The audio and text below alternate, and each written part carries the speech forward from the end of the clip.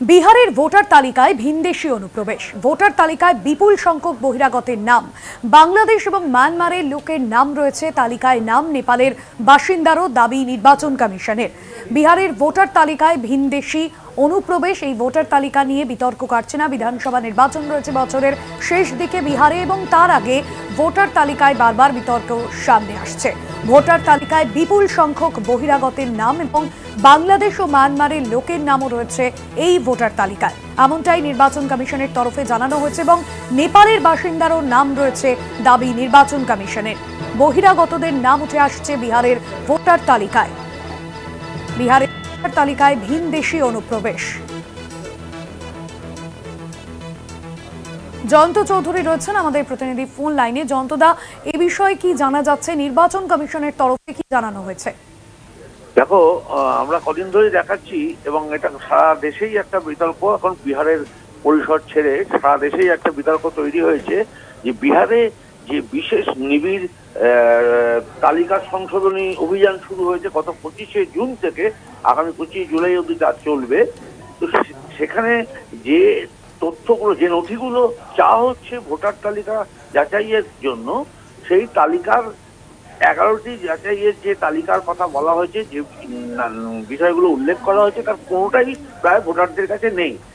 আর যেটা ভোটারদের কাছে রয়েছে তাদের নিজস্ব পরিচিতি জানাবার জন্য, সেটা হচ্ছে Aadhaar card, voter card, ration card. এই তিনটি বিষয়কেই তারা বাদ দিয়ে দিয়েছিল। তো এই নিয়ে একটা বিতর্ক চলছিল এবং আশঙ্কা করা হচ্ছে, বিরোধীরা বলছেন যে 2 থেকে 3 কোটি ভোটারের নাম এইভাবে যদি বাছাই করা হয়, যাচাই করা হয়, তাহলে বাদ চলে যাবে।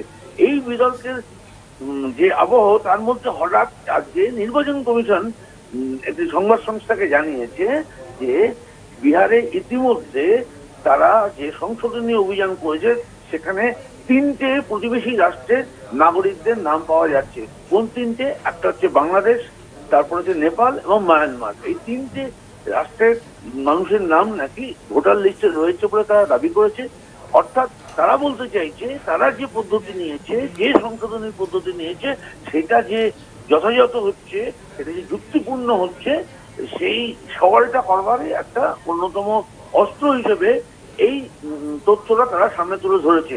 যদিও আমরা এখনো জানি না যে কতজনের নাম এইভাবে বিদেশি বলে শনাক্ত করা হয়েছে, সেটা আমরা এখনো জানি না।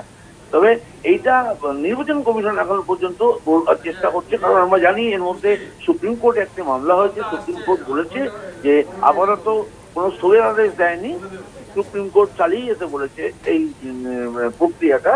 কিন্তু পাশাপাশি supreme court voter I card, epic এবং রেশন কার্ডের সংযুক্ত করার কথাও বলেছে। এখন এই সব মিলিয়ে এখন নির্বাচন কমিশনের এই বক্তব্যটা থেকে বুঝে যাচ্ছে যে নির্বাচন কমিশন প্রমাণ করতে চাইছে যে তাদের যে পদ্ধতি, যার বিরুদ্ধে সারা দেশ জুড়ে প্রতিবাদ শুরু হয়েছে, বেনাগরিক করে দেওয়ার একটা যে অভিপ্রায়, পিছনের দরজা দিয়ে এনআরসি করার অভিপ্রায়, সেইটাকেই যেন পাল্টা চ্যালেঞ্জ করছে এই নির্বাচন কমিশনের এই বক্তব্য।